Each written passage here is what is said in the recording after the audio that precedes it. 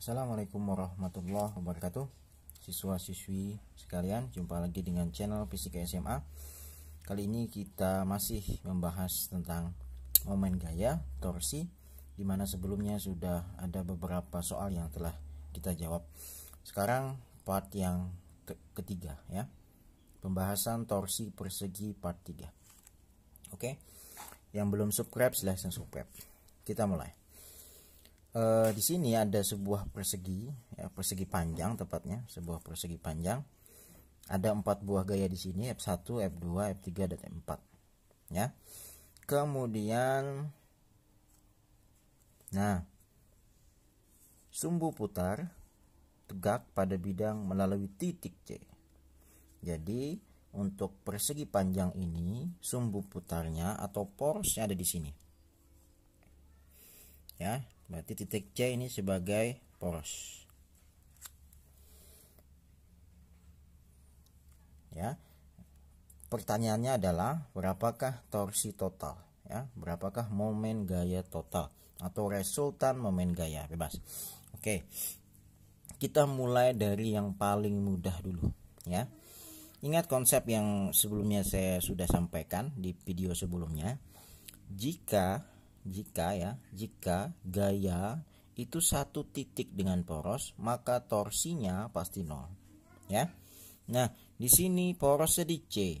Sementara F4 juga di C, maka pasti torsi 4 di sini pasti 0. Ya. Karena torsi F4 ini tidak akan membuat si persegi panjang ini berputar. Gitu ya. Oke, bisa dipahami ya. Jadi jika FF atau gaya itu satu titik dengan poros, maka pasti torsinya 0. Kalau kita mau buat dalam perhitungan, itu R-nya adalah 0. R-nya adalah 0. Oke.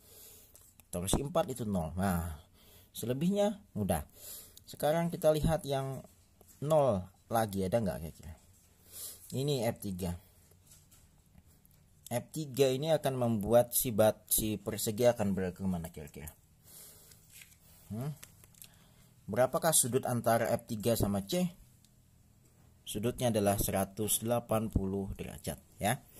Di sini torsi 3-nya pasti 0 juga. Kenapa demikian? Oke. Sekarang lihat, kalau seperti ini sudutnya, ini apa nih? Ini 90 derajat, ya kan? Kalau seperti ini ada 2, maka ini 90 derajat ya. Ini adalah 0 derajat. Tapi kalau seperti ini, sudutnya berapa ini? 180 derajat.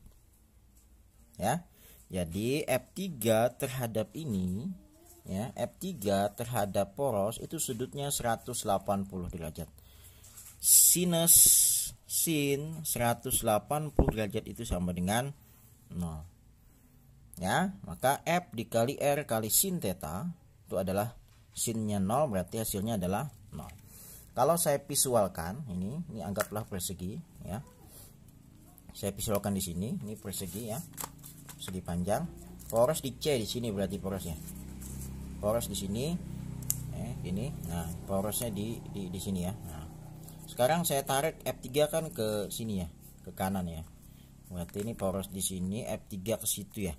Coba tarik ke arah kanan. Apakah benda akan berputar? Tidak. Nah, gitu ya. Jadi secara kasat mata dibayangkan sudah ketahuan bahwa torsi 3 adalah 0. Ya, kalau dalam perhitungan kenapa 0? Karena sudutnya 180 derajat. Bisa dipahami? Oke. Torsi 1, F1. Kira-kira berapa? Ini juga akan menghasilkan torsi 1 sama dengan 0. Kenapa? Karena tetanya juga sama dengan 180 derajat. Ya, sama dengan ini. Porosnya di C, ya. B-nya di sini, ya, maka sudutnya 180 derajat. Kalau kita visualkan ini, ya. Ini C, ya, poros di C sini. F1 ke atas, berarti tarik sana ya. Coba saya tarik ke atas. Tegak loh. Apakah akan berputar ini persegi panjang? Tidak akan berputar. Ya, sehingga 0. Kalau kita visualkan, kalau dengan perhitungan maka sudutnya 180 derajat. Nah, gampang kan? Torsi 4 0, torsi 3 0, torsi 1 0. Ah, torsi 2 apakah 0? Tidak, ya. Maka torsi 2 ini caranya gimana?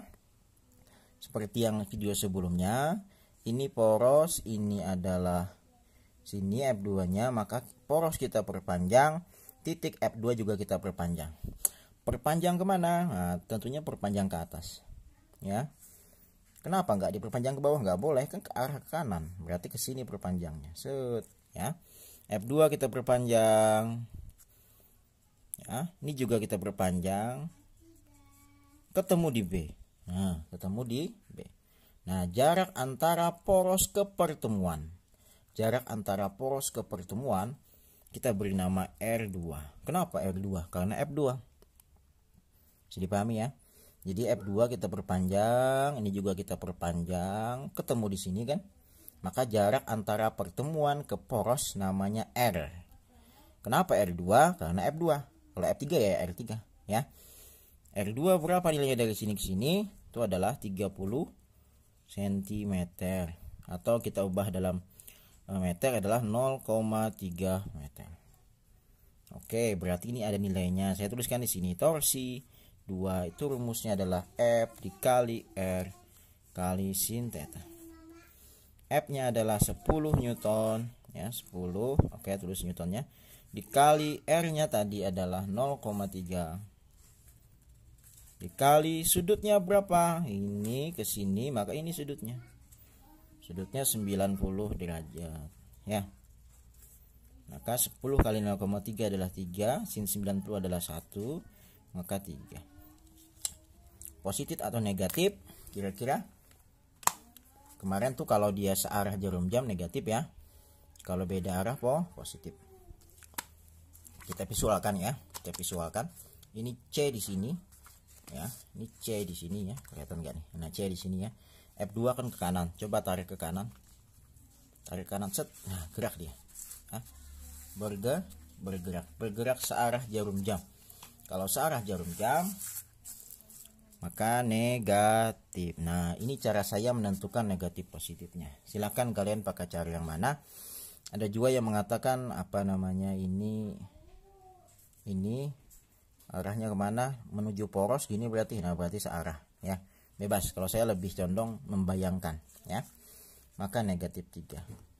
Oke, sampai sini bisa dipahami. Jadi torsi 1 adalah 0, torsi 2 adalah ada nilainya, torsi 3 adalah 0, torsi 4 juga 0. Maka torsi totalnya tentunya adalah torsi 1 tambah torsi 2 tambah torsi 3 tambah torsi 4. Hasilnya 1 tadi berapa? 0 ya.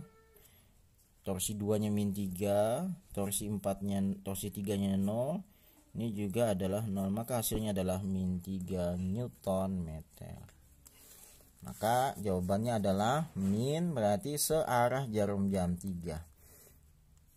Nah, berarti ini jawabannya ya. Bisa dipahami? Oke, ya. Sering-sering latihan, sering-sering menghayal gerakannya, visualkan supaya paham. Oke, baik, terima kasih.